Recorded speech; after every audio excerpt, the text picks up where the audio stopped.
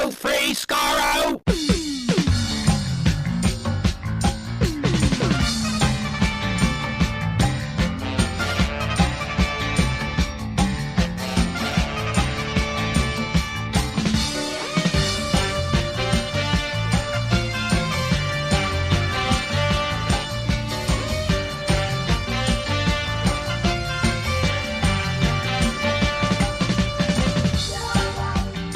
Hello, everyone. Welcome to Radio Free Skaro, episode number 990. I am Stephen in Edmonton. I am Warren in Vancouver, the Ayres tour. And Chris in Edmonton, no Taylor Swift reference. No, Taylor Swift is rapid. By the time you hear it, is Taylor Swift, when's the last Taylor Swift concert in Vancouver? Sunday, Warren? so it'll Okay. the next one will be coming up by the time this comes out. Right now, as of when we're recording on Friday, the crowds are there. They're not quite crazy yet, but there's a lot of Swifties wandering around in my hood. Well, they opened up merch sales quite some number of hours ahead of the concerts, so people could be there for that. I saw much merch being worn as we speak. So Much merch. Not much music, which sadly. no, that'd be great. I'd be out there getting some myself. Yeah, exactly. Have you Erica gone- M is like signing autographs on Come 1990s on, Denise t-shirts. Dolan or whatever your name is.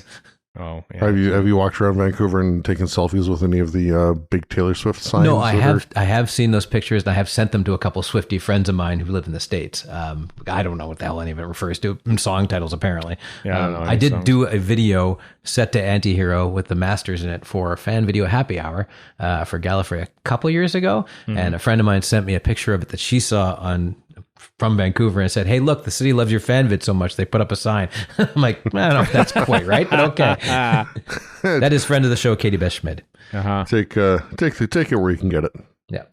I don't know much about Taylor Swift. I only know of... That's because she exists after the 1970s. exactly, right. 1989, in fact. I know. Ooh. Yeah, I know that she... There's a reference. There That's about are as far as I can get. there are two songs that I know quite well because they get played at hockey games. And that if there's a fight or a scuffle, Bad Blood will come out. And then if the home team gets scored on, sometimes the DJ will spin "Shake It Off" because shake it off. It's okay. So there we go. That's my. And I know Taylor Swift Antihero reference. because I had to hear it for weeks straight cutting this Oh, video right. together.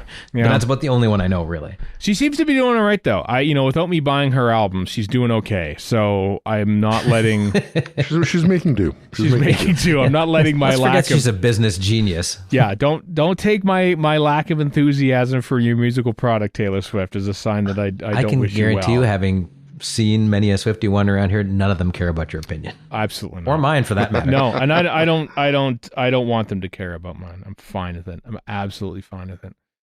I will listen to mid 1970s West African Afro funk. Thank you very This reminds much. me. This reminds me of Fela that meme Kuti. from Mad Men, where it's like, "I don't think of you at all." That's the Swifties talking to you. That's me. That's right. I don't think of them either. We're not fighting, no. but I just don't care about them. I do Well, care me about too. them. I'm apathetic. I'm happy they're happy. Basically, I'm happy. Exactly. I'm happy they're happy. So have fun, Swifty. I know you're probably, in case you're bored at the last concert on Sunday night and you're listening to us. Hello. Seems unlikely. Hope you're enjoying the show, even though you're probably booked. It's like 3 hours long and there's not even a drum solo in it. So like, what are you even doing there? We should just rename this title, even though we've named it. We should just call it 3 Out of Touch People. 3 out of touch people. We're delightfully out of touch. I think Steven's 3 out of touch people on his own. She does, yes. Out of Touch was a a song. The video for Out of Touch by Hall & Oates back in the mid '80s had a big. You're just giant digging a further dig up, stupid, because we're digging a big hole. I don't care. I'm just dipping back to when I liked music, which was 1985 apparently. But speaking of 1985 plus 3 years, just trying to segue there. A panel from Chicago TARDIS, which I'm home from now, obviously, that I recorded. There's 3 more there interviews, one of which is today, recorded at Chicago TARDIS. This one is basically a de facto season 25 panel with Doctor Who himself, Sylvester McCoy, Sophie Aldred, Mark Ayres, and Dominic Glynn, where we talk about a bunch of stuff on season 25. We even talk some VAM extras a little bit, like not too deep into the weeds and stuff, but the special editions and stuff. And here's the thing, I complain about it, basically, that we don't have. I don't complain, but I say we don't have it in North America yet. And then as we'll get to. It looks like it's finally coming out here in North America. But so that's what you have to look forward to on the show today. Also, we should mention this dropped literally the same day as our previous episode, but the Fluid Links Advent calendar is up and rolling. Started December 1st, obviously, through till December 24th, leading into the Doctor Who Christmas special. So hope you're enjoying those. It made Paul Cornell's newsletter today, which is nice. Aww. Thanks, Paul. So thanks, Paul. Yeah, thanks, Paul. It's a little tradition for him. He even quote bluted it on Blue Sky. The real just sounds so bad. I know. I'm warming up to bloots, though. I've started thinking of them as bloots myself. No one else calls them that. I'm trying to start. Don't bother. Just keep that to yourself. Well, no, I got to tell. It makes me think of Bluto from Popeye for some reason. I just think it's funny sounding, so I'm gonna use it too. But it doesn't have to. Everybody else doesn't have to adopt it. You and I can just use it because we feel like being iconoclasts. Yeah, and it's not spelled if you want to use it. First of all, copyright Stephen Chapansky. But sure. Secondly, it's not Blue Sky BLUE. It's not blue with the T. It's blue. It's bloot. It's BLOOT. So you're right. That means it's more of an outburst of energy. Yeah, it's basically to match Mastodon's toot. And then Twitter's outdo it because toots are terrible. Toots are terrible. That's silly. Toots is very silly. Even they moved back that and they call it something generic. It's posts now. Everything it's post. No, I'm not calling it posts. It's boring. It's boring. It's bloots. Well, so is Mastodon, so it works out great. That's true. Follow us on Blue Sky and Mastodon and Threads. We'll post things when we feel like it. It's when news happens though. It's tough because there's 6 different, social media networks that we try to send stuff to, and it's just like sometimes it's difficult, because the BBC official social media is on Instagram and Twitter, and Facebook, I guess, and that's it. So they're not on Threads, they're not on Blue Sky, they're not on Mastodon. So we try our best to sort of, if people are only on Blue Sky, they won't know the official news because it's not there. So we try to share stuff. I bet they'll get on Blue Sky. It's getting very popular now, so I would assume they will get there soon. Yeah. I wouldn't be shocked if it's one of those things where, so like the tweet decks and other those third party stuff. Yeah. The apps that encompass multiple services. Mm-hmm. You just make one post and it goes to 8 places. I think there's one called Croissant for Mac. But the BBC might not be using that yet. Yeah. But that's exactly. So once their social media teams start using tools like that have support for Threads, Blue Sky, whatever, then I wouldn't be shocked to see them there then. Yeah. Mm-hmm. Yep. Yeah. Well, we'll see. We're all over. We're all in the places. I think we're most probably active on Blue Sky right now, just because it's more fun. Yeah. It's not full of Nazis, which is kind of a plus. Frankly, it seems funny. There's no weird ads popping up. People seem to be engaging a little more. Crypto nonsense being yelled at me. That too. Yeah. That too. Anyway, what are we talking about? Stuff. News. Showrunners. Showrunner. Doctor Who Magazine 611. So Doctor Who Magazine 611 came out. There's I didn't read it. There's a preview of Joy to the World, or Worlds, if you will. Of the upcoming Christmas special, but I admit I got the copy of the Doctor Who magazine and I went flip on my little digital app to where I could find the preview of the War Games, and there was our mention, Radio Free Skaro, because of the Chris Hayden film thing. So that was pretty cool. That we got shoutouts throughout the weekend at Chicago TARDIS. I have to admit, it was kind of neat having Mark Ayres unbidden shouting out RFS for our interview. That's because that's where it originated, let's face it, and then actual talented and people with responsibilities took it from there. But we were the grease in the wheel on that one, so it was kind of cool to get a shout out in public from that. But but there's other stuff in Doctor Who magazine 611. Including RTD's show notes or something, or his little production notes. Where they're always mysterious, and there's no point trying to figure out what the hell he's talking about. Just be entertained by it. That's my take on it. Well, didn't he mention something about writers? Like there's 6 total writers for season 2. Something like that, yeah. Including him. Including Moffat for Joy to the World. Including Muffin Joy of the World. Yeah, he just throw the odd nugget in there, but mostly it's like 6 and 5 and car and croissant. And I'm like, what the hell are you talking about? Yeah. He's being clever and it'll all make sense later sort of stuff. Yeah, here are 7 words that feature in this episode from season 2 and stuff. Yeah. But yeah, I don't. I'm just now finally found it where the screenshot that I sent you to edit here. But something Bad Wolf. Right, 6 writers are writing. There you go, just for season 2. Now that doesn't mean like 6 episodes are written by 6 writers. It could be a writing team, like it was with Rogue, for instance. But there's interesting tidbits probably in there if you're eager enough to look for them. And so on.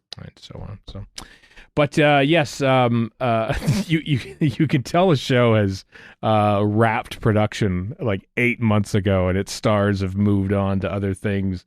When 2 old men showrunners, are forming the basis of a Radio Times festive shoot for Doctor Who, because they had Russell T Davies and Stephen Moffat sitting around the campfire with various Doctor Who memorabilia around, Target books and Christmas ornaments and Doctor Who scarves and everything like that. Didn't RTD refer to them as an old gay couple? I think he did, didn't he? I think he did, actually, yeah. Moffat's wife might take exception to that. I don't know. Yeah, that's fine. Anyway, it's fun stuff. Links in the show notes. RadioFreeScaro.com if you want to have a look at all those Radio Times festive shoots. A lot of fun. A trailer dropped. Did you know? Did you know that? A trailer. I sure did know that. Dropped. Promoting the Joy of the World. It had a whole bunch of new clips and stuff, and various little whimsy and stuff and everything else. Bit of crying because she got was Doctor loves to cry, so we had to see random that. Guy not regenerating, but like sparkling out of existence. That's true. He did sparkle out of existence. Was that like a teleport, or was he vaporized? Right at the end, and I'm wondering if that's just some throwaway thing, or if that's like there's in RTD's spiel. He talks about how some major villain is coming back, or maybe that was in the summary. Some villain from the past. So I was wondering if that sparkly guy was the villain from the past, but probably not. That's it's just a villain guard thing, isn't that the villain from the past? It's just the past being like May.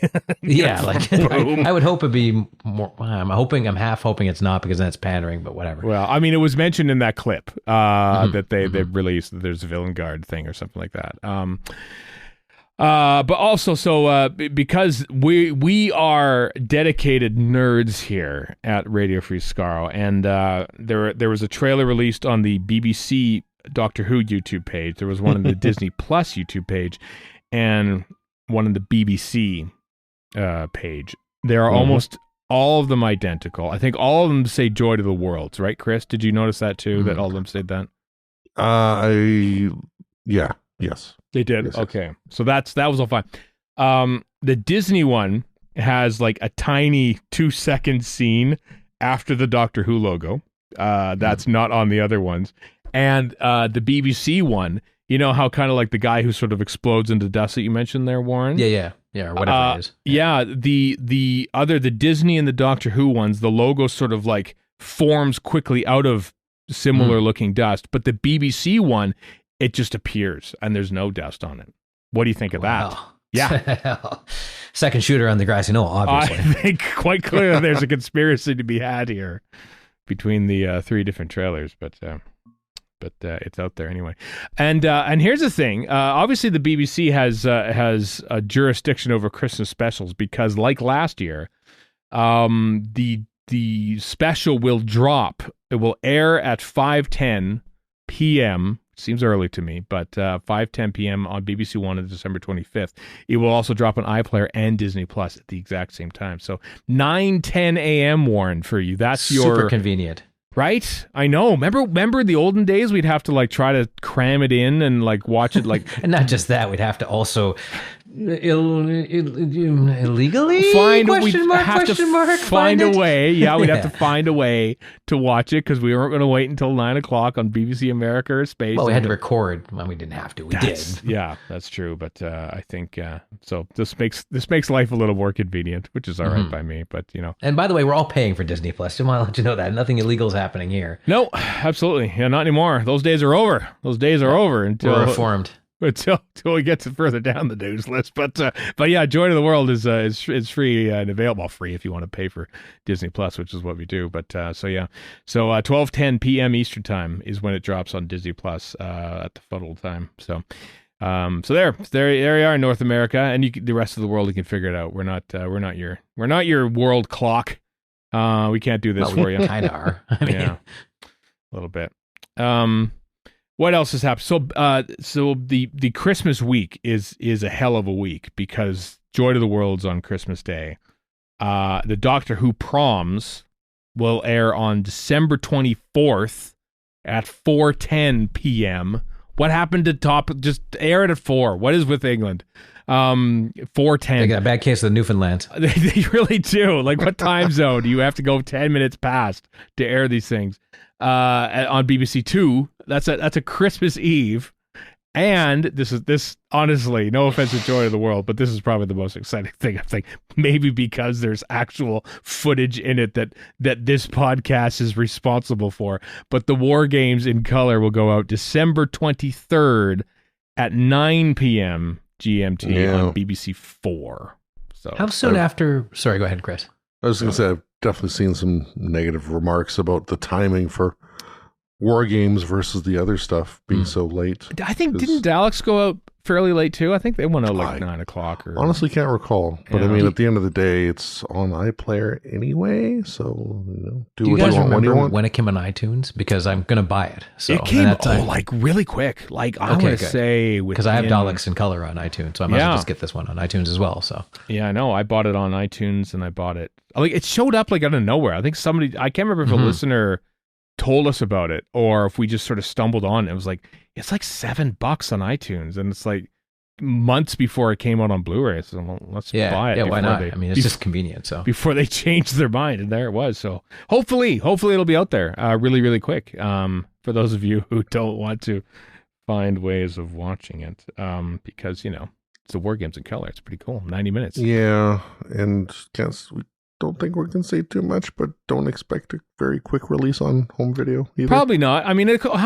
took what? Was it February? I think it came out on Blu-ray in. Yeah, but that's all about the VAM, baby. Yeah, these guys love the VAM. That's true. So I don't know when it's coming out, because my memory is foggy. I want to say that Daleks in Color aired on Doctor Who Day. That's right, it did, because Doctor Who itself aired on the 25th.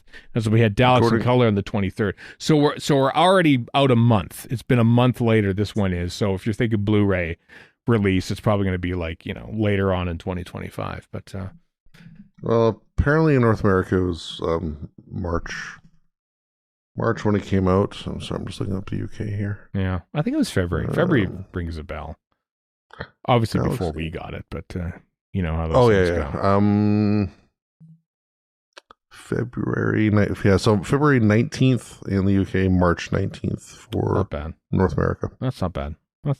I'll take that. 1 month, I'll take that, sure, given some of the delays we've been having. Yeah. Yeah. I have several tabs open. I just want to say that on my browser. I have for several weeks now, and I'm going to hit refresh on some of them.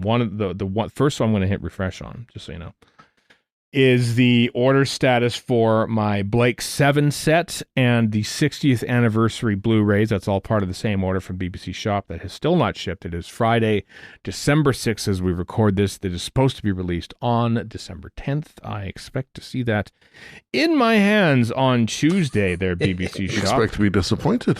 Yeah. Yep. The Amazon told me mine's coming on the 20th. So that's weird. But Amazon tends to do this. No, Amazon tends to do this where around Christmas time they just overestimate how long it's going to take, and then it shows up as per normal. Now we also have a mail strike happening, so who knows? But yeah, we do. I don't think Amazon you know what? Amazon does rely on it, because I ordered the awesome Has It All Been for Nothing tripods book off of Amazon.co.uk for let's be honest, a hefty sum, because I wanted the book really bad, and I didn't see it coming out in North America, so I ordered it from the UK, and it's been stuck in Vancouver since November 20th in customs. But I think basically Canada Post is probably meant to pick it up and take it the rest of the way. And but that could also be because it's from .co.uk. Because I just ordered like a little graphics drawing tablet and a book, and it came as per normal. So they're not always using Canada Post for Canadian listeners.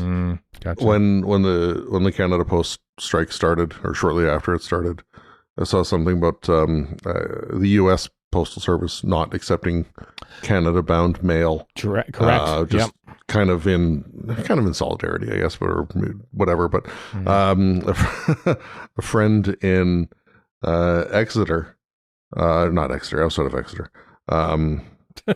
was looking to send exact location, please. Looking to send, well, that's where she lives. So anyway, gotcha. Was looking to send like Christmas cards out and tried to send one my way. And apparently the Royal Mail is also refusing post destined for Canada for there you go. the same reason. So I got my Shooty and Millie dollies right under the wire. Just if Canada Post was involved, it was Royal Mail and Canada Post, yeah. I have now finally pre-ordered Blake 7. Oh, yes, you have. That's right. Hell yeah. One of us. Yeah. For reasons I won't get into, I delayed, and it's now been ordered. I have, however, decided I'm not buying the Blu-ray 60th anniversary set. I'm refusing to buy that because there's no reason it shouldn't be in 4K. That's so true. Until it is, I'm keeping my money with me. I'm simply lazy. I can just watch them on Disney Plus whenever I want. That's also part of it as well. Until of course Disney Plus cancels. Until they get rid of it for tax reasons. Yeah. Yeah, and then because at least for the time being, while they are on Disney Plus, right. that lessens the need to own them. I suppose, but you know what? The Bob Iger golden parachute ain't going to pay for itself, so something's got to go. It's actually made up of DVDs so we can't get them because they're part of the parachute. Unmade DVDs from season 1 of Doctor Who helped pay Bob Iger's multi-billion-dollar severance parachutes away package into his mansion, which he could have easily driven to. He's like, "What the hell are these? I don't remember paying for this show. What is this?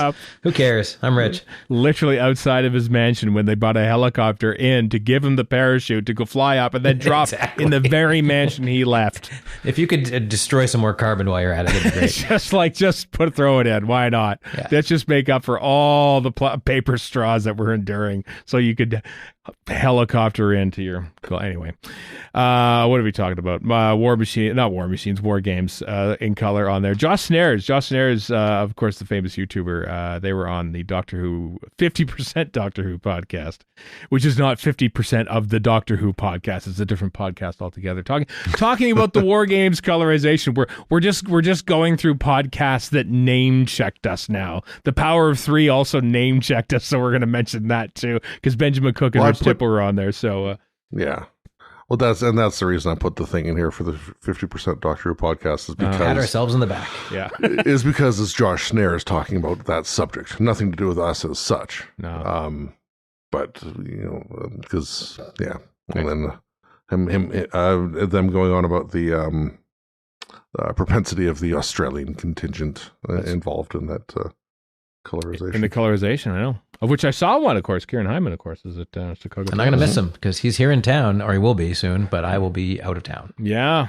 Warren's out of town, hence us recording on a weird Friday afternoon. Yep. So news is going to come out Saturday, obviously. So much news will happen on Saturday. The proper time for news, isn't it? Let's talk about some awards. Phil Simms, the superb designer for Doctor Who, won the Best Design Royal Television Society Award for his work on Doctor Who. The new TARDIS console room wins it hands down to begin with. And anything on top of that is just gold. It is the most gorgeous TARDIS I've ever seen. I love that TARDIS. 2 bits. It's not seen enough. You know how many times they had Castrovalva and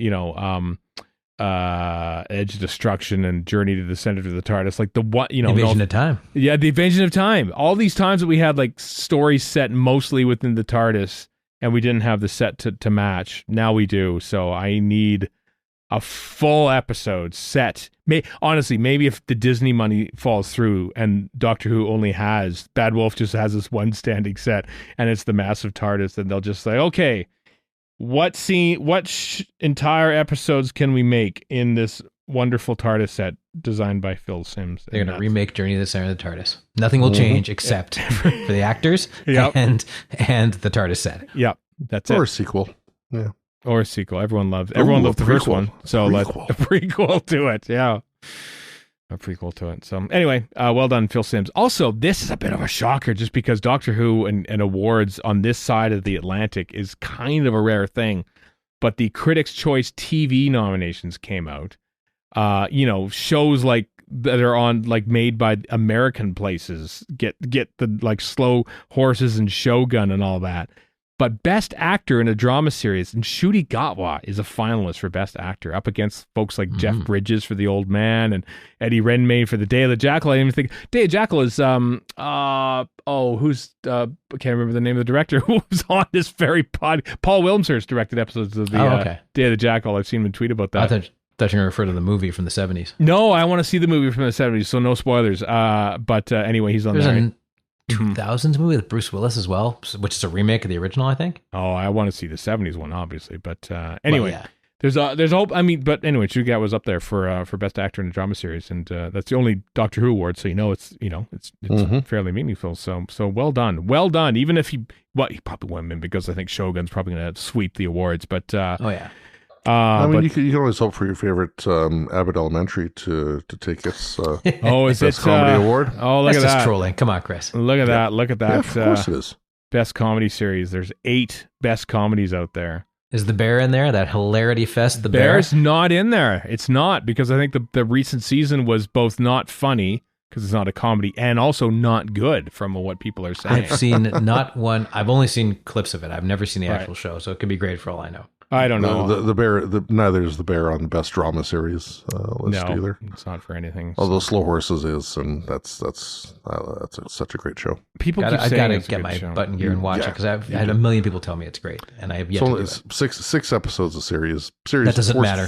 Four series are out. It's not you, it's me. I have this block against starting things. I don't know why. Yeah, I know you do. Whereas people say, I think I've probably discussed this before. People say, "Oh, you'll like it. It's basically a continuation of the Sandbaggers." And I says, "Oh, you said the trigger word. That means I'm just going to think about Sandbaggers." And I think, let's just go watch the Sandbaggers. Why not? Let's just watch that again. I'm not quite as bad as you for that, but I understand from whence you come with this. Yeah.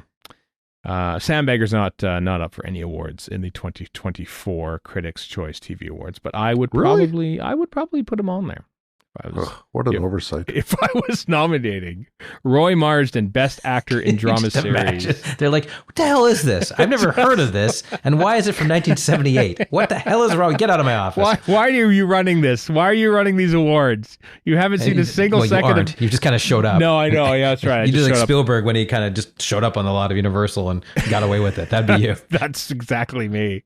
Just all my favorite series from whatever year for this current slate of nominations. Shoehorning them into things and then running away tee-heeing. Yeah. Oh, I'd be such a troll. But the winner would be you because you'd get to watch the Sandbaggers to vote for it. So I can't argue with that. January 12th, by the way, is when the award show is happening. So kind of interesting. I'm just scrolling down the list of categories and nominees and whatever. Okay. And Best Talk Show, one of the entrants there is Hot Ones, which I think is the only YouTube show on these. Is that the one where people eat hot wings and talk about things? It is exceedingly popular. Yeah.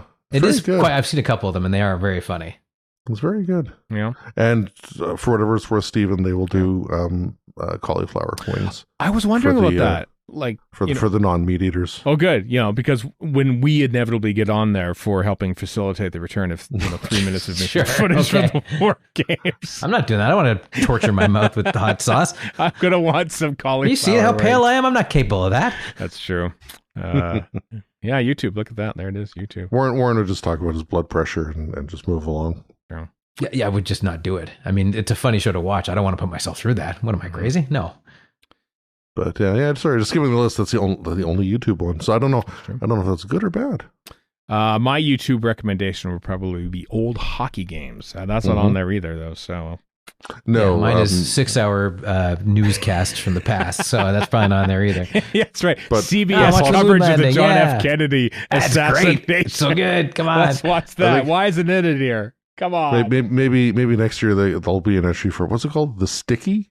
What is that? Come on. I don't even know what that is. It's an Amazon Prime show about maple syrup heist in Canada. Yeah, and I follow a bunch of Canadian writers, and all of them are not thrilled with the fact that there are barely any Canadians in this thing, at least writing it.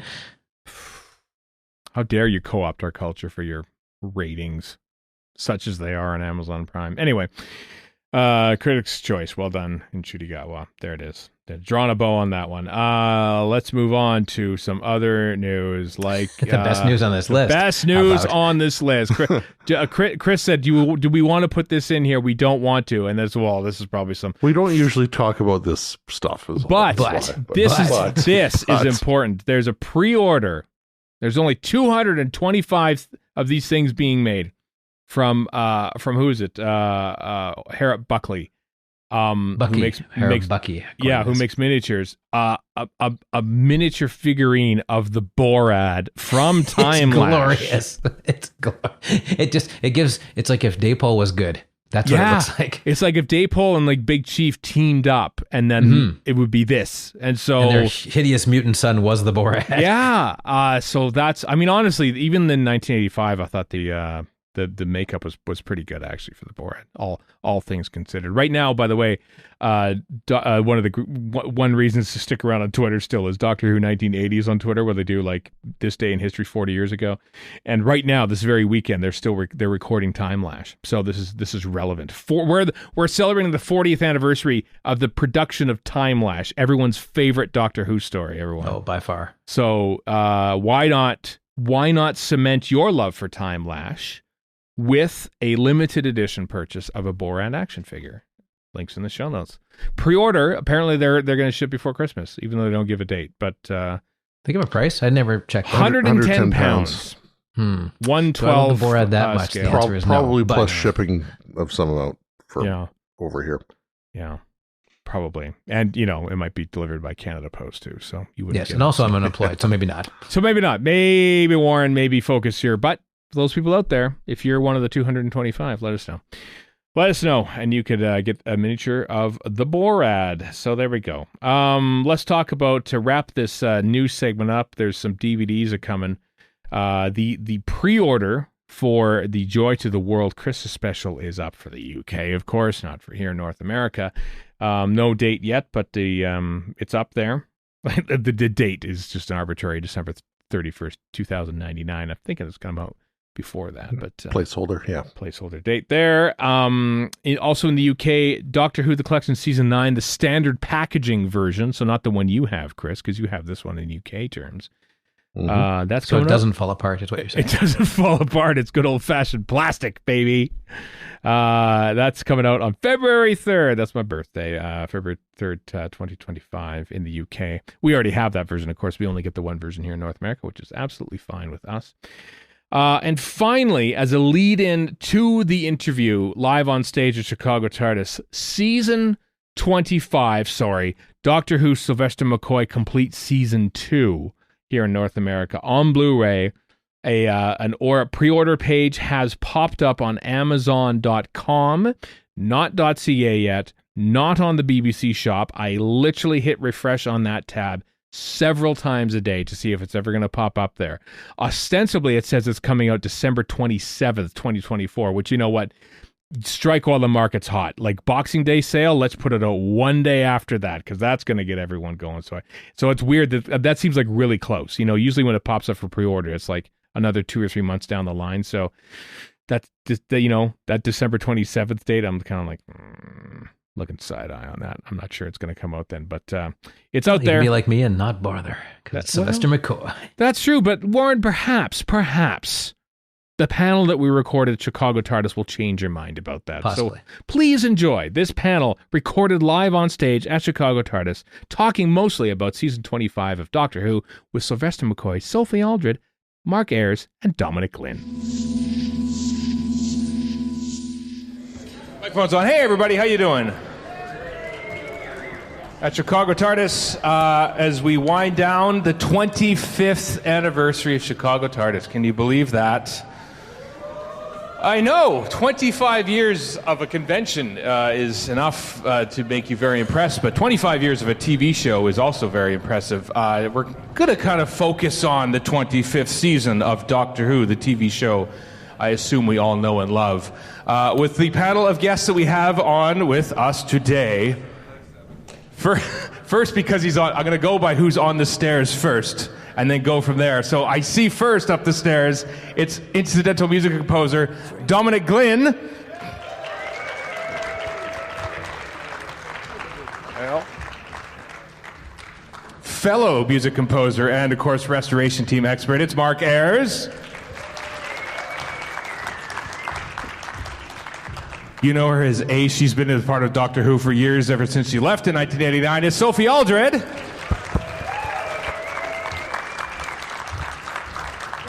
And Doctor Who himself, Sylvester McCoy.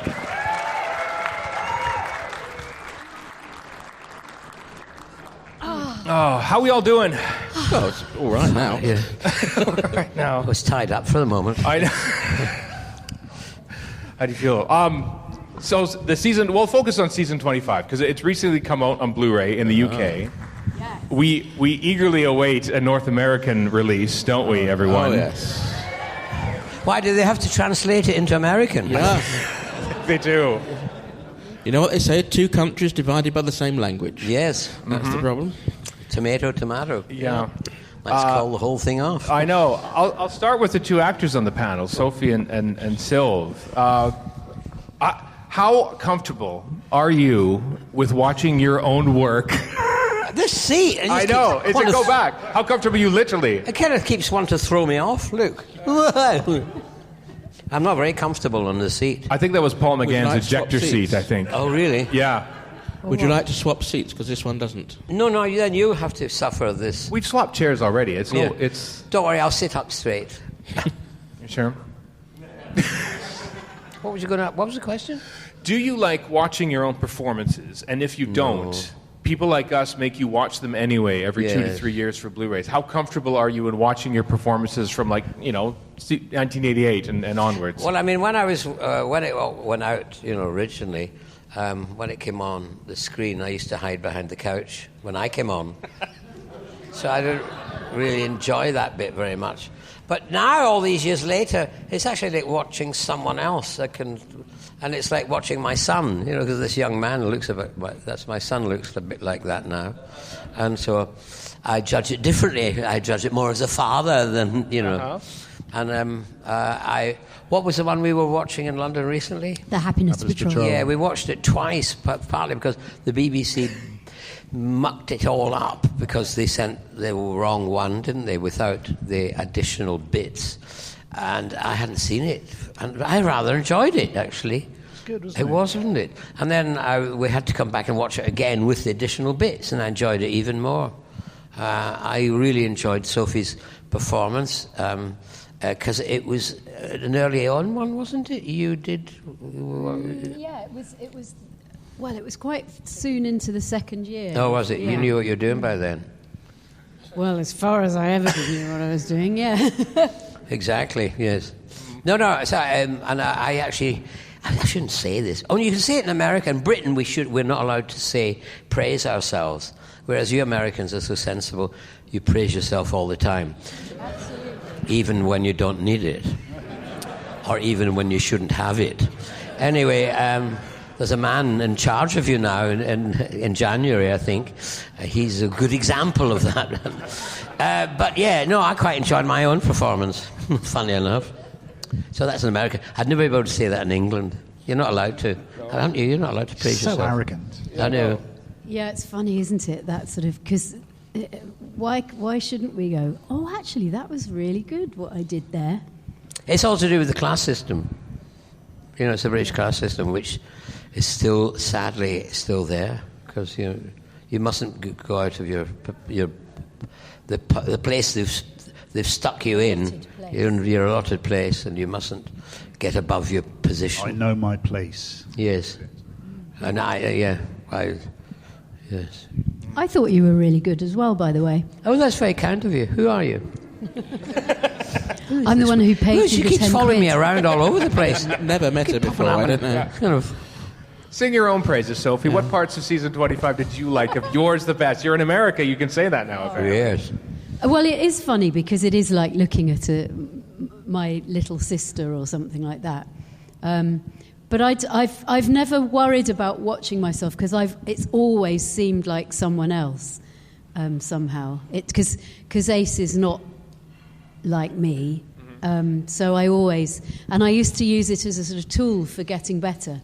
So I'd watch myself and think, oh, I could do that next time, or whatever.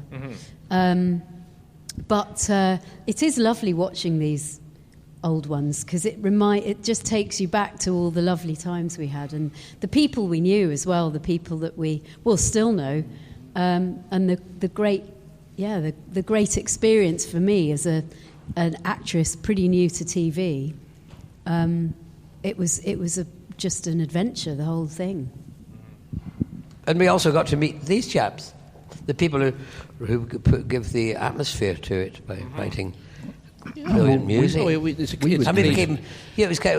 Normally when you do a film or a TV of that, you never meet the composers we were all new at it in those days as well, weren't we? Yeah. I mean, We were all young. we were all young and Terribly fresh. young. But that, it's the cliche that it's a family, isn't it? I mean, it really is a Doctor Who family. I say it every time. That we've been friends now for all these years, and look at these people, we've been friends all these years as well. It's an ongoing family. The thing is, we were saying yesterday, so it just gets bigger all the time. That's the glorious thing. New people come in, and we meet new people, and those old fogies are still here. No, it's great. It's a joy. It's a joy to be a part of. It really is. Yes. It's a joy to also find that you're part of the family that was not just the era that you worked on the show. We worked on the show in the 80s, but we're now all friends with people who worked on the show in the 70s and the 60s and the 2000s, and it just spans the decades, which is fantastic. And also when the new people come in, they kind of look up to the old people. The only problem with me is they can't look up to me because I'm shrinking. No, we all look down on you. I know. I'm shrinking. But It's 4 inches. I've lost 4 inches. ridiculous. Yeah. But the thing If you again, find them, could you give them back, please? again, it's the way television production has changed, because back then we did all eat in the same canteen, especially when we made Greatest Show, of course, when we were all eating in a tent, so we had to all muck in to make something work, But nowadays everyone's got their own trailers, and this is the way they worked on film. It's all very separated. The technicians are over there, and the artists are in their caravans over there. Whereas the BBC was cheap but enormous fun, and we all mucked in to make something. Indeed, we did. Yeah. Actually, one thing about Power of the Doctor, though, that was a bit different because people were all hanging around together. Good. Because everybody was just enjoying being in each other's company. Good. And the trailers weren't very nice either, so you didn't want to stay in them for very long. But yes, the trailer culture has really ruined that thing about all getting together in the tea bar or on location. There'd be a bus or something that everybody would be on. But there was still elements of that. And the teams back then, were relatively small as well. You don't have quite so many people on a team as now. You have a whole. I wasn't relatively small. I was. No, you've lost 4 inches. Yeah, I've got relatively small. We thinking about Mark and me is we didn't actually have to be there, but we often would go to the set just because it was so much fun. Oh, I said I had to be there. It was, but just sometimes, every now and then I remember we had to do a bit of music for Happiness Patrol, and I was playing something back on the day, but I generally didn't have to be there. I was just going because it was fun. And now that's how a lot of all the people backstage, you could say, loved it, didn't they? They enjoyed it. Well, my first one was makeup, wardrobe, and all that. Was Greatest Show, so I had to come into the rehearsals because of the rap, because I had to do the rap track for Rico. Oh, yes. So I came into rehearsals with that and worked out the rap with Rico and Alan during rehearsal, went away and did the track, and then came back and rehearsed it. You'd all done the locations. The first time I met all of you was in the rehearsal room. Oh, before we went to the tent. And then we went to the tent. Yeah. EastEnders tent. But I mean, that was the point when I went into a meeting with John Nathan Turner. He was on the phone, and he was a bit harassed, and he said, sit down. And he came off the phone and said, you're not telling anyone, he said, but I think we're going to have to cancel this show. And I said, oh, what? He said, yeah, I'm trying to... He was very honest, very open, because he hardly knew me at the time. He said, no, I've been talking to designer David Lasky, and I'm talking to a farmer who's got a farm off the M1. We're hoping to hire his field to put a tent in it to shoot this. And he said, but off you go to the rehearsal. He said, but don't tell anyone. So I came with this secret to the first rehearsal I came to, with this massive sword hanging over the show that you had already shot half of and were rehearsing. He was nothing if not resourceful. Nothing if not resourceful. Yeah. Well, I think it was actually David Lasky who solved it. Because, it was. Wasn't it? The insurance said you couldn't do it in a farmer's field off the M1 because it wasn't BBC premises. And the show was insured to be shot on BBC premises. It's all faff. They couldn't do it as a location shoot. Because that was a location shoot which was allocated. If you'd gone to a field in a farm off the M1, that would have been a location shoot, and you hadn't been allocated a location shoot. You'd done a location Paperwork. shoot. But if you shot it on BBC premises, it wasn't a location shoot. And so that's when David said, well, why don't we do it in a tent? He said, well, it's not in a BBC studio. He said, but it's in a building on a BBC studio, and it's on the same studio where they make Hello Hello, in the building next door. I'm going to put the tent here. They'll be making Hello Hello in that building, permanent building, and we'll make Doctor Who in this temporary building on BBC premises. It was in the car park. It was in the car park. Yeah, it was. Very annoyed by people who wanted to park their cars. I know. Well, there's that great photo. Was it a fire drill or something? And all the cast of Hello Hello and Doctor Who had to meet up basically in the car park and they took pose for photos. Weird mashup. Yeah, what a snapshot of BBC culture in one That was very go. funny because all the fire alarms went off and we all trailed outside the tent. I mean, and the BBC culture, yes. I mean, that was the great thing about the BBC canteen, wasn't it? That you would get sort of Cybermen sitting next to people in Roman robes or whatever, next to somebody from a light entertainment show in glittery sparkles, and everybody would just be sitting around having a beer or having it was the most bizarre thing, the BBC canteen. Sadly, no longer there. Yeah. You mentioned Happiness Patrol earlier. Let's talk about that because the music, Dominic, plays not only a large part in just incidental music, but actually a diegetic aspect of it too. What do you remember of making? You losing word like diegetic. What was that word again? Diegetic. What does the heck does that do? dear. Who knows I what think I better go. diegetic? That's what you had to take after I'll you'd be been back, in the I'll be BBC back. canteen. I've got the diegetics. That's a great word. It means music that's audible by the characters in the play. So incidental music is music which is only heard by the audience. But if it's like a dance band playing on set, that's diegetic. So the harmonica is diegetic. You get paid more for diegetic music, yeah. So I was incredibly lucky to get that story, really, because music was so, it was literally was a major part of the story. And it was the idea of having the sort of battle between bland lift music and music with some soul, jazz and blues and everything. And so that was a great thing to be presented to me, to do that.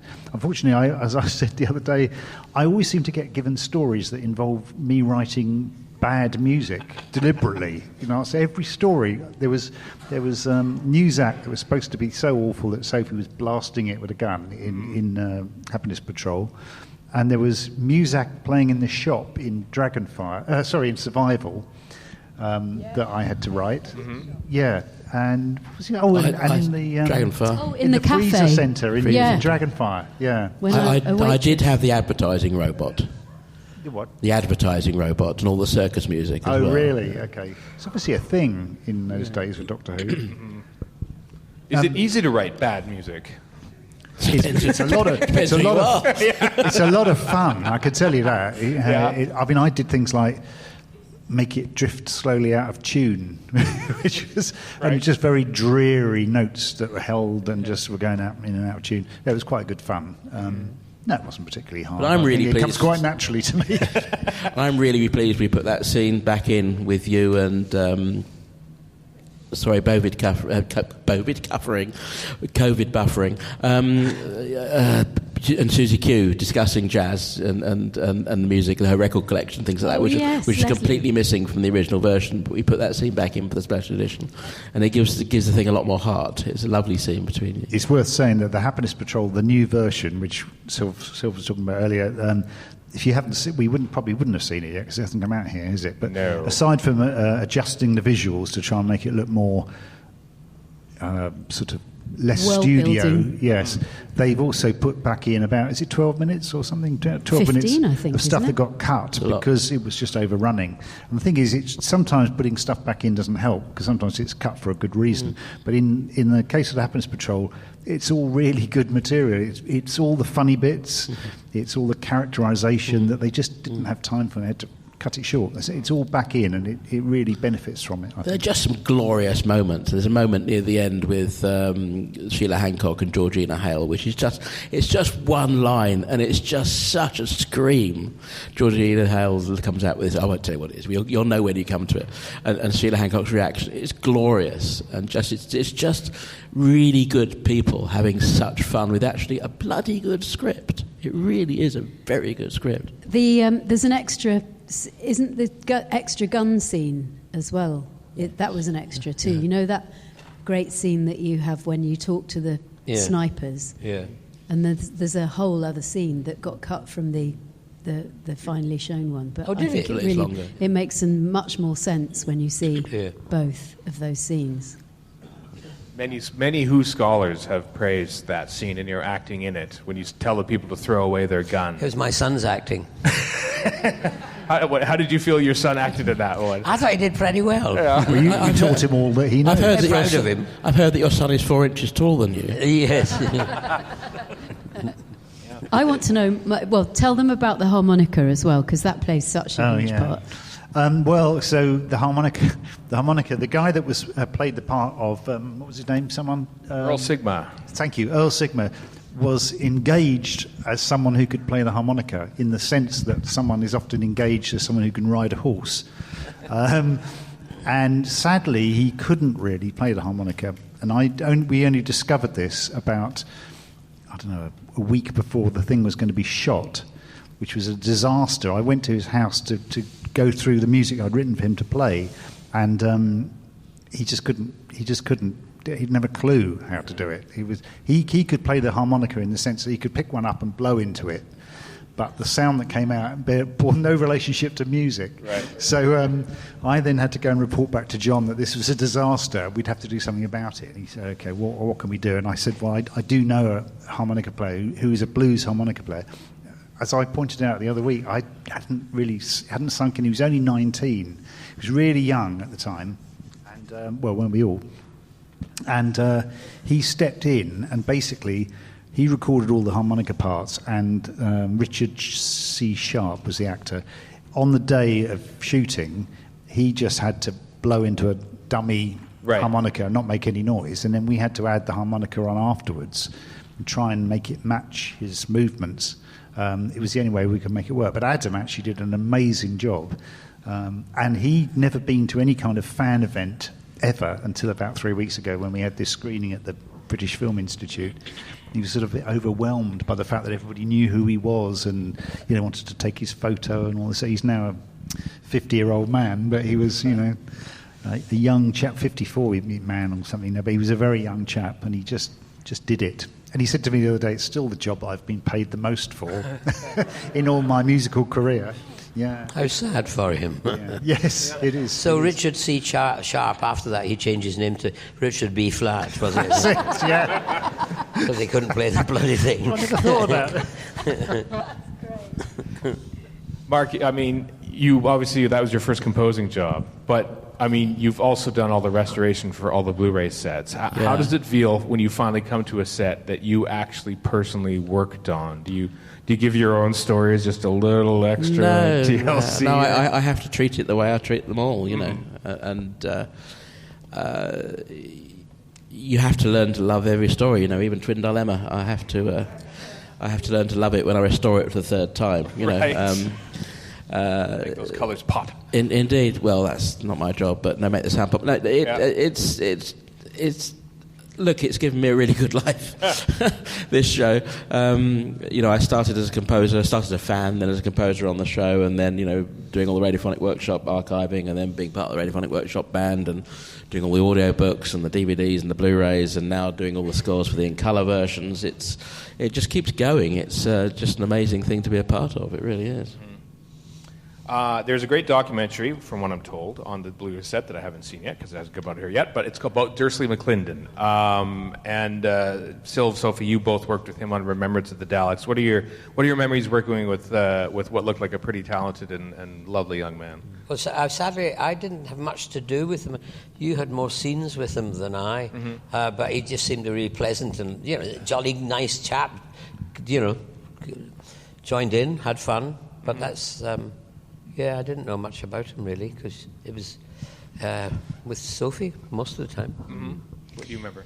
The documentary kind of is brilliant. When you see it, you'll love it, because it's not sort of maudlin about him, but it's a very sort of life-affirming, in a strange way, documentary. But what I remember really about Dursley is he was just very, very charming and lovely, and it was his first big TV role as well. He was just up for everything and had such a lovely twinkle and was really good fun to work with. And I kept in touch with him a little bit afterwards. Went to see him because he was a musicals actor, really. He was a very, very talented singer, dancer, actor, a triple threat.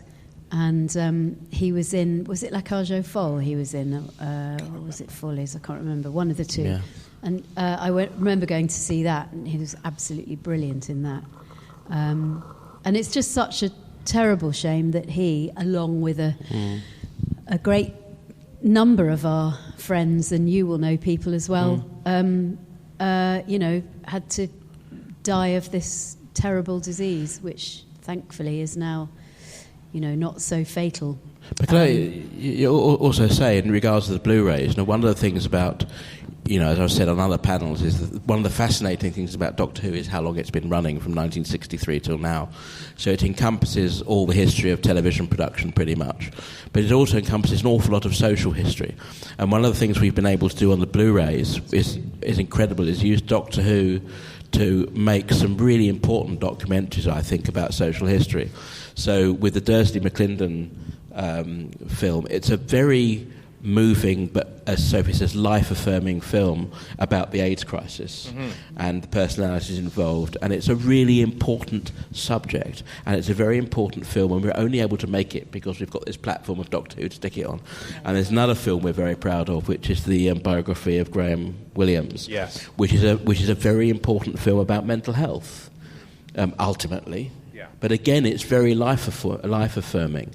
And it's a privilege to be part of something that enables you to explore all these different subjects, with a peg to hang things on, and sneak these things onto Blu-rays documenting a popular television series. So I think it's great.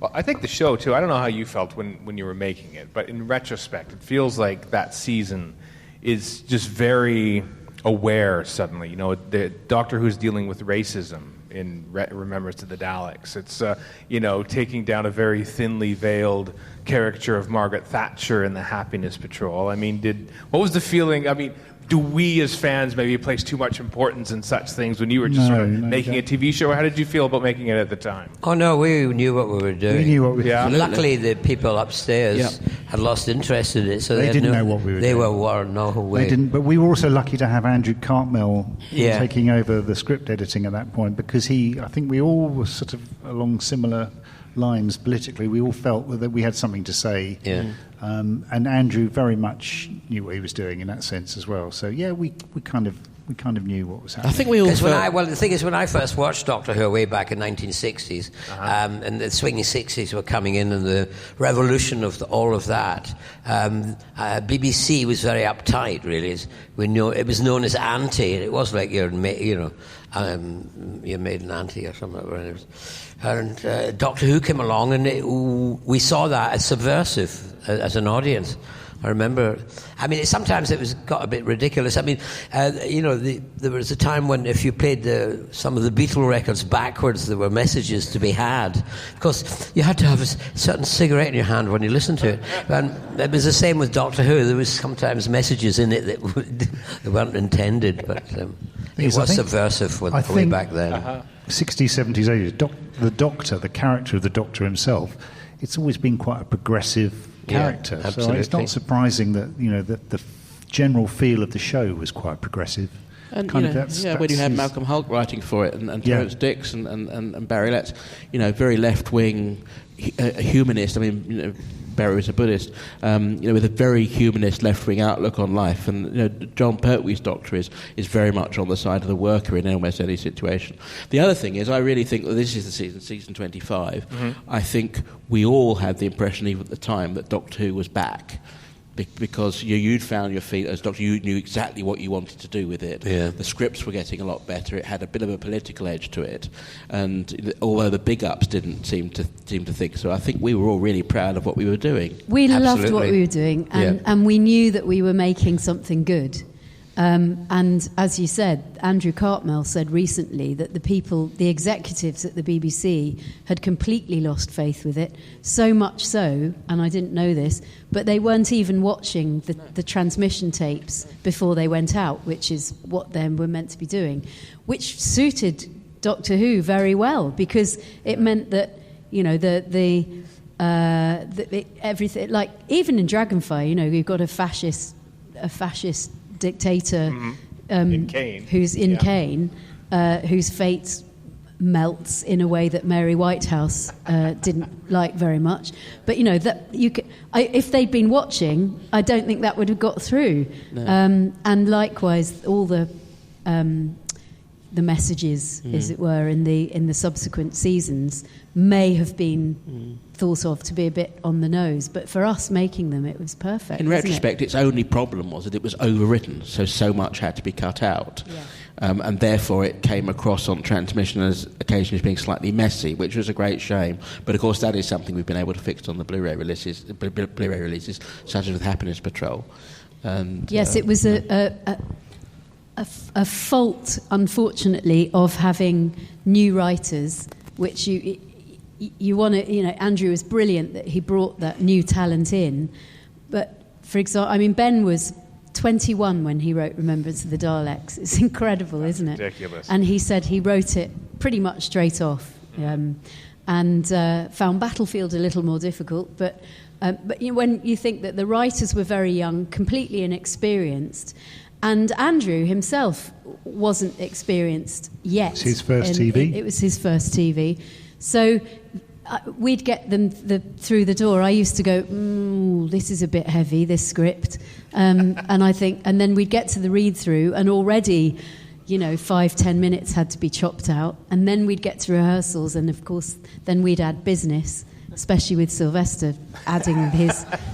No, I mean that in a brilliant way, like the stuff in the Candy Kitchen, I'm thinking, when you got on set and would find things to play with. And I think that was one of the amazing things about his Doctor, was that this inventiveness and constant... Yeah, he'd always find a hole to clamber down, wouldn't you? Just now... Dive into, head Just first. now, backstage, Sylvester was trying to heat up a bagel in a toaster which wasn't plugged in.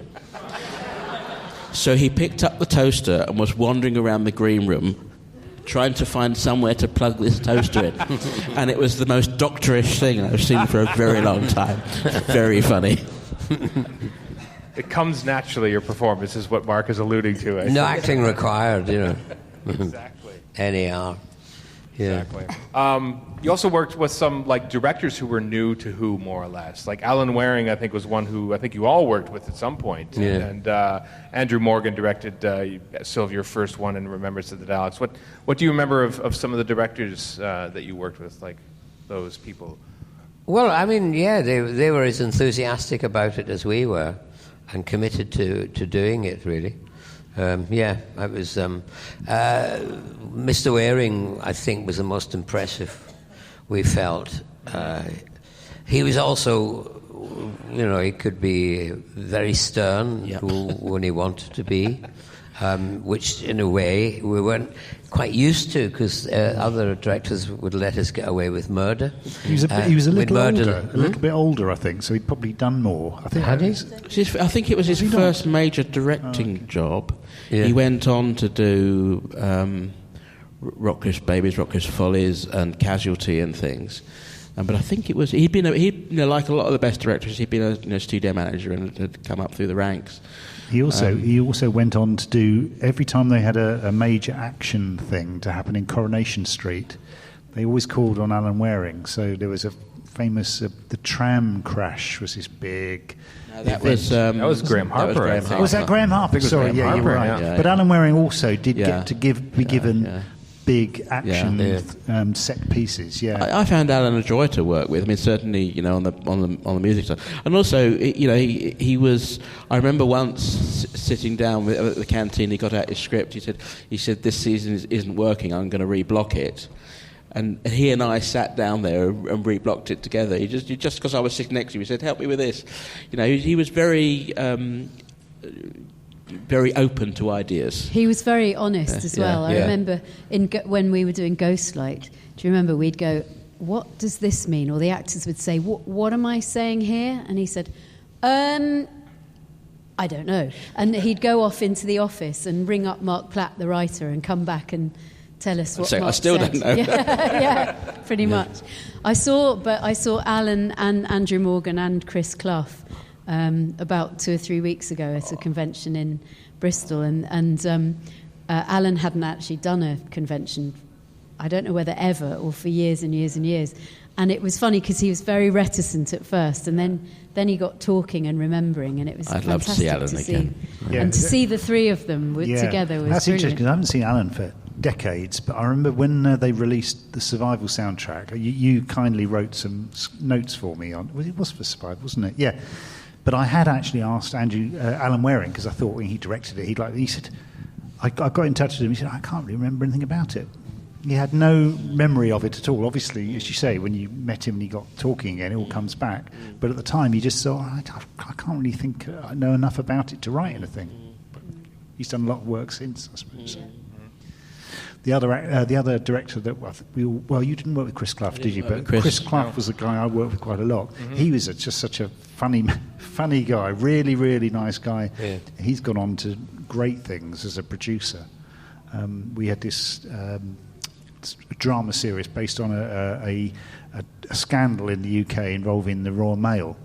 Or Post Office. And he produced this, and it literally created such a political change in the country that it actually had the effect of changing the way people were compensated. People went to prison when they hadn't done anything wrong, basically. This exposed it. It also exposed the government. Yeah. Yes, and the inaction of the government. Yeah. In some way, you might say it helped change the government. I think so, yeah. Because it was quite near there. Yeah, because Polly Hill, who's the executive producer on it, she's one of my best mate's daughter, and I used to hold Polly Hill when she was a baby, and she thought it wasn't going to do well when it came out. You know, she said, "Oh dear, I don't think this one's going to do well, maybe," and then suddenly it just it changed the world in a way. The other thing it exposed was how underfunded television drama is in the UK, because although it has been responsible for so much societal change in such a short space of time, it lost money. They didn't get the advertising back on it they needed to. So it's very much, we've done good, but we've lost money on it, which is a great shame. Oh yeah, what is, yeah.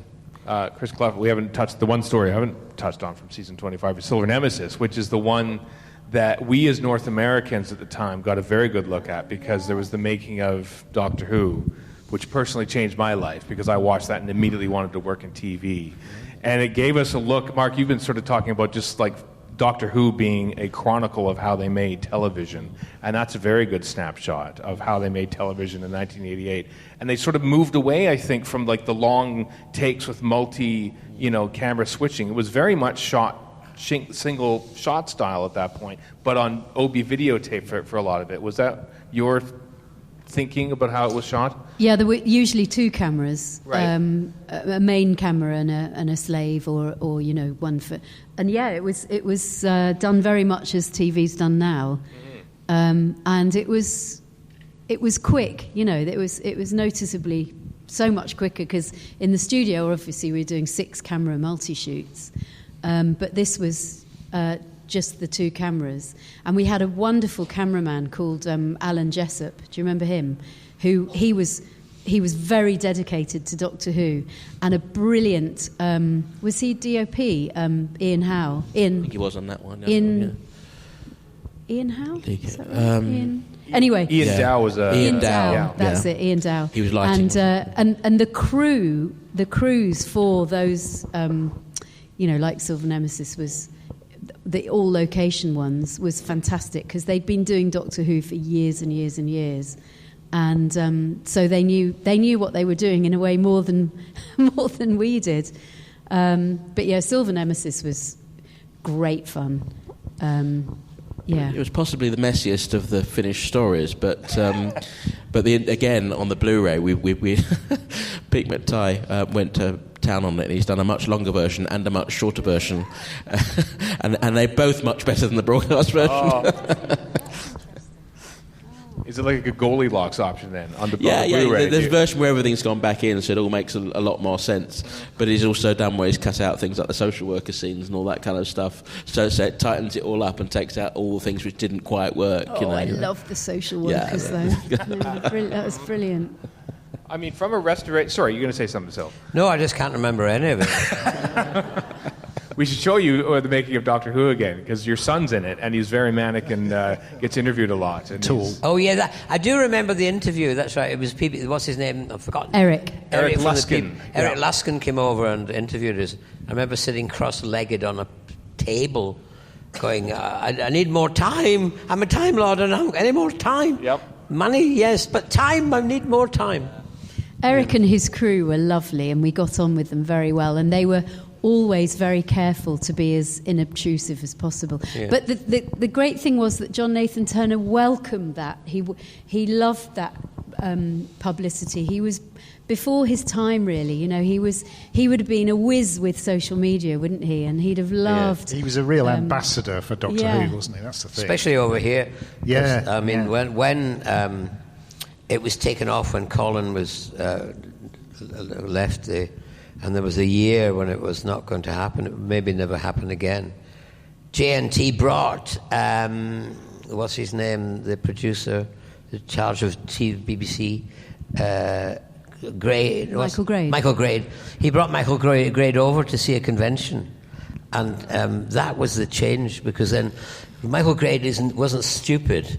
I mean, he knew about how this business worked, and he saw that it was worthwhile, so he brought it back. And luckily for me, I got the job. And then cancelled it again 3 years later. Then. Yeah, but that was nothing to do with him. He'd left for Channel 4 by then. Right. That was he Peter boasts. Cuisine. The thing is, he boasts that he killed Doctor Who. Yeah, he does. But he didn't. He's a lying bleep. He's one of those. He is, because he didn't. He brought it back. I'm the example that he brought it back. But the reason that John was so keen on that was, back in the UK, the BBC just didn't like Doctor Who and didn't want it to continue. But over here, the show was doing great guns on PBS. Mm-hmm. And in fact, John was getting calls from PBS channels saying, we want more episodes. And suddenly, we'd reduced from effectively 26 to 14. And that was useless to PBS stations. PBS stations wanted 39 a year. Right. Because even with 26 a year, what you could do, you could strip it. I mean, you know this because you were here. But you'd stripped it at 3 weeks. Mm-hmm. 5 nights a week. You got Doctor Who. Then you do the previous 2 seasons on repeats. 3 months off, and then the next new season, and then the previous. So you have this constant rolling thing of new Doctor Who and repeats. They really wanted 39 so that they could strip it for longer, and we were only making 14.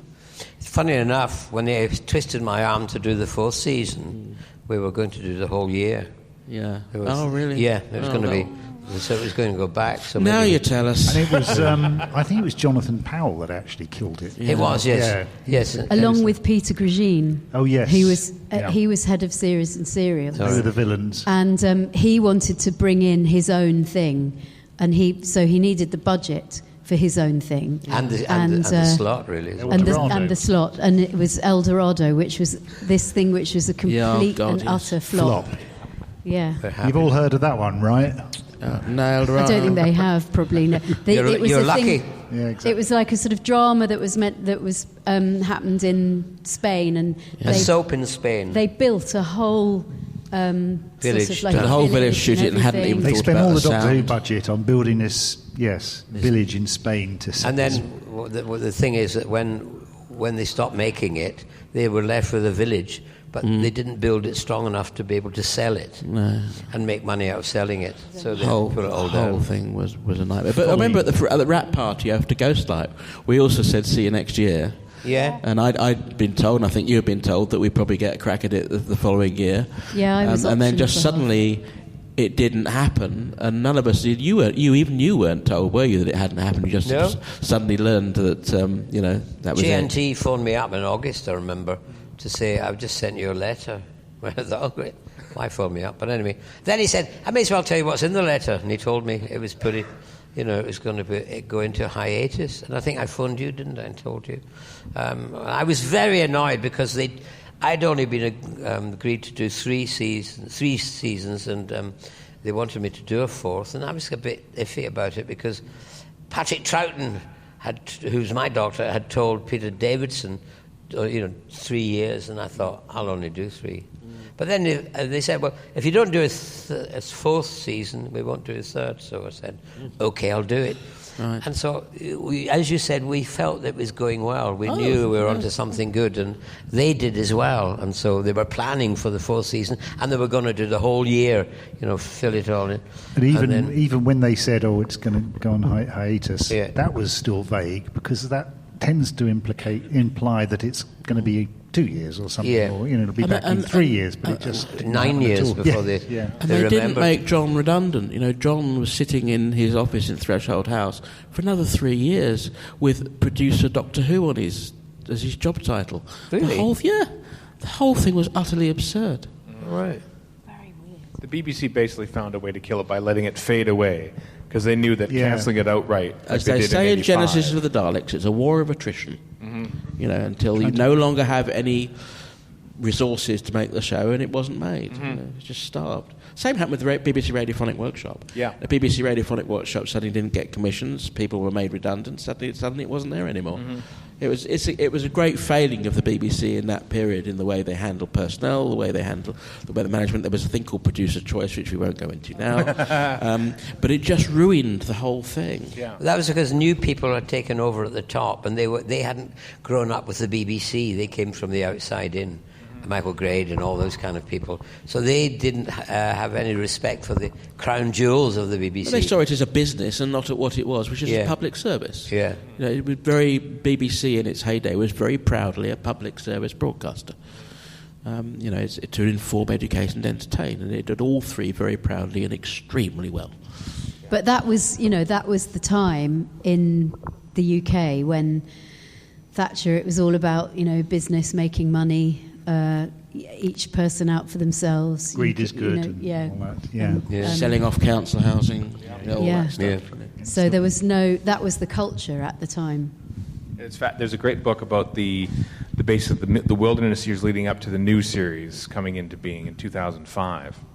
And throughout that, it mentions that in the culture of the BBC, the red flag of El Dorado, let's not make another El Dorado, was still carrying on like years after the fact. So the show that basically came in that canceled Doctor Who is the one now that they see as an utter failure.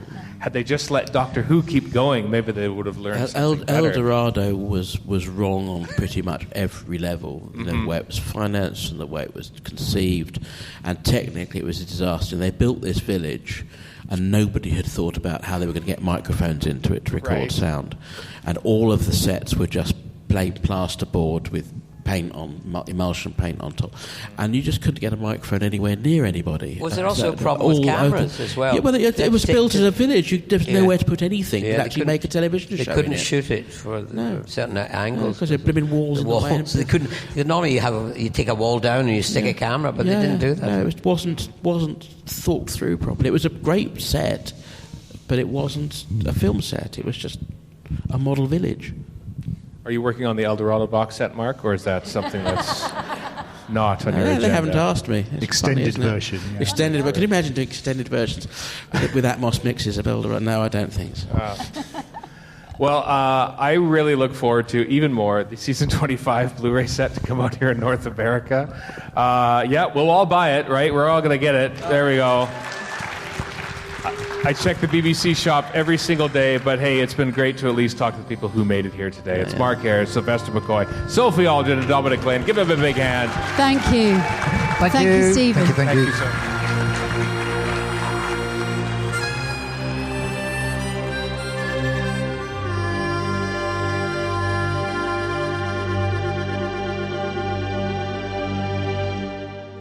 Hope you enjoyed that, folks. That was a lot of fun. Love doing panels again at Chicago TARDIS. Haven't done them for 5 years, obviously, because we haven't been there since 2019. So it was fun. It's fun to be back on there and talking to people and on stage and whatnot. That was the second of 3 panels on stage that I recorded, and then we also recorded another interview outside of that. But next week is a fun chat that I had on stage with Paul McGann and his son Sonny McGann, talking about the industry, the business, about Sonny's, getting into it because his dad was obviously in the family, a family of actors and all that. It's a fun chat. I got some nice comments about that. We barely talk about Doctor Who. It's great. Good. That's great. So That's awesome. great.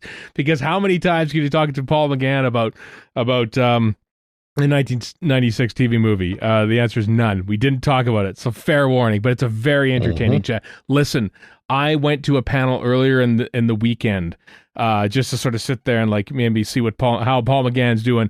And I intended to be there for 5 minutes, and 40 minutes later says, I got to pull myself away. I could listen to this man talk for hours because he's charming as hell. Charming and smooth. And so hopefully you'll find that too next week on this here podcast, Radio Free Skaro. So until then, I'm Stephen in Edmonton. Warren in Vancouver, Ayres Tour. Chris in Edmonton. So long for now.